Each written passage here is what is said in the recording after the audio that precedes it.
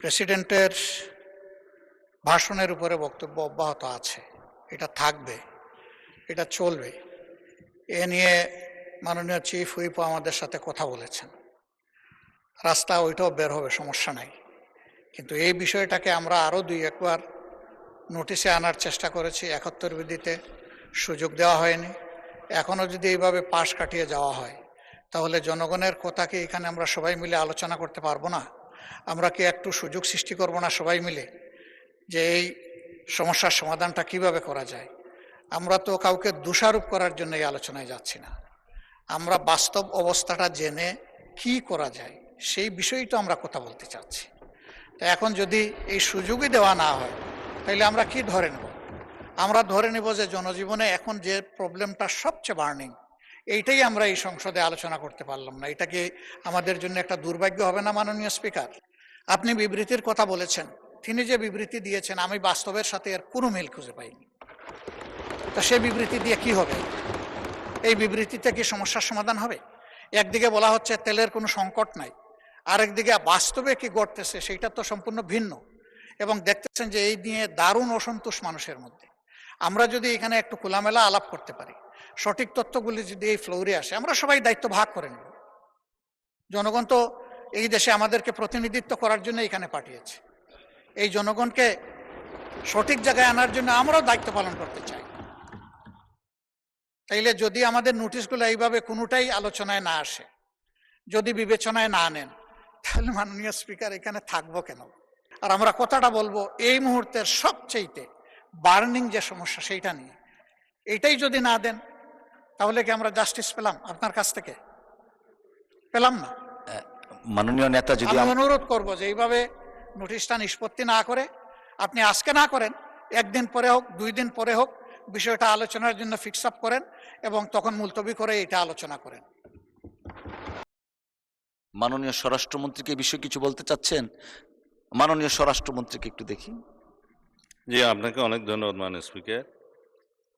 মাননীয় স্পিকার, মাননীয় বিরোধী দলীয় নেতা যে প্রস্তাবটা উত্থাপন করেছেন সেটা অবশ্যই আলোচনার যোগ্য এবং জাতীয় জীবনে জরুরি গুরুত্বপূর্ণ বিষয়ও বটে।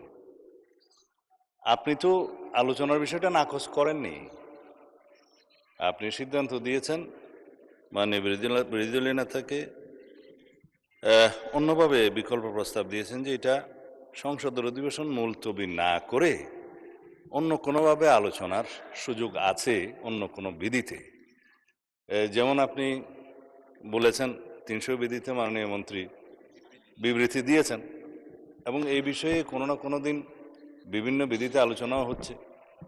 কিন্তু যেহেতু মাননীয় বিরোধী দলীয় নেতা এই মুলতবি প্রস্তাবটা এনেছেন, এটা আপনি গুরুত্ব দিয়ে তার প্রস্তাবটা আপনি রিড আউট করেছেন। আমাদের বাংলাদেশের সংসদীয় রাজনীতির ইতিহাস, সংসদীয় ইতিহাসে খুব বেশি হলে 2-4 বার এই সমস্ত মুলতবি প্রস্তাব আলোচনা হয়েছে। বর্তমান এই সেশনে 2টা বৈঠকে একই সেশনে 2টা মুলতবি প্রস্তাব এখানে আলোচনা হয়েছে 2-4 ঘন্টা। এটা ইতিহাসে অনন্য, নজিরবিহীন। এই সেশনের মধ্যে আরও একটা বৈঠকে যদি আরও একটি মুলতবি প্রস্তাব আপনি অ্যালাউ করেন, এটা প্রেসিডেন্টটা একটু অন্যরকম হয়ে যাবে। ভবিষ্যৎ সেশনগুলোতেও এটা ট্রেডিশন ফলো করার চেষ্টা হবে। সুতরাং বিষয়টি আলোচনা হোক। আমরা মনে করি এটা ৭১ বিধিতে নোটিশ দিলে, নোটিশ গৃহীত হলে মাননীয় মন্ত্রী তার প্রেক্ষিতে একটা বিবৃতি দিবেন এবং একটা সম্পর্ক প্রশ্ন করা যায়। অথবা 68 বিধি অনুসারে আপনি যদি অ্যালাউ করেন জরুরি জনগুরুত্বপূর্ণ বিষয়ে সংক্ষিপ্ত আলোচনা আপনি দেখবেন, ওখানে আপনি ইচ্ছা করলে অ্যালাউ করতে পারবেন। তবে কয়েকজন সদস্যকেও আপনি ইচ্ছা করলে সেটা সময় নির্ধারণ ডিস্ট্রিবিউট করতে পারবেন এবং তিনি তার প্রস্তাবটা উত্থাপন করবেন, মন্ত্রী একটা বিবৃতি দিবেন। তারপরে আলোচনা যদি মন্ত্রীর বিবৃতির পরে অথবা আগে, এখানে যেহেতু সুনির্দিষ্ট বিধিতে কিছু বলা নাই, যদি সময় নির্ধারণ করে দিয়ে আপনি বলতে পারেন, তাহলে আমরাও 2-4 কথা কন্ট্রিবিউট করতে পারবো। কিন্তু জাতীয় জীবনে যে সমস্ত বিষয়গুলো সংসদের বাইরে বিরোধী দলীয় মাননীয় নেতা বিভিন্ন জায়গায় সফর করছে আমরা দেখছি, উনি ওখানে বক্তৃতা বিবৃতিও দিচ্ছেন এবং বলছেন যে সংসদ তো সব তেল আছে সংসদে, বাইরে তেল নাই। এটা গণতান্ত্রিক অধিকার, তিনি বলেছেন, পত্রিকায় আসছে, আমরা পড়ি। তো এখন আমার সুনির্দিষ্ট একটা প্রস্তাব হচ্ছে, মানে স্পিকার, মুলতবি প্রস্তাব গ্রহণ করে সংসদের বৈঠক মুলতবি করে আলোচনার মতো এই বিষয়টি গুরুত্ব রাখে কিনা। মাননীয় মন্ত্রী 300 বিধিতে বিবৃতি দেওয়ার পরে দীর্ঘ বিবৃতি দিয়েছেন, সেটা জাতির সামনে পরিষ্কার। এবং আমাদের দেশে জ্বালানি তেল এবং গ্যাসের কোনো সংকট নেই, সেটা আমরা পরিসংখ্যান দিয়ে আমরা দেখিয়েছি, মাননীয় মন্ত্রী দেখিয়েছেন। দ্রব্যমূল্য বৃদ্ধি না হয়, জনজীবনে কোনো দুর্ভোগ না আসে, সেজন্য আমরা একটা টলারেবল মাত্রা পর্যন্ত এই জ্বালানি তেল এবং গ্যাসের মূল্য বৃদ্ধি হতে দেই নাই, সেটা মাননীয় প্রধানমন্ত্রীর নির্দেশনায়।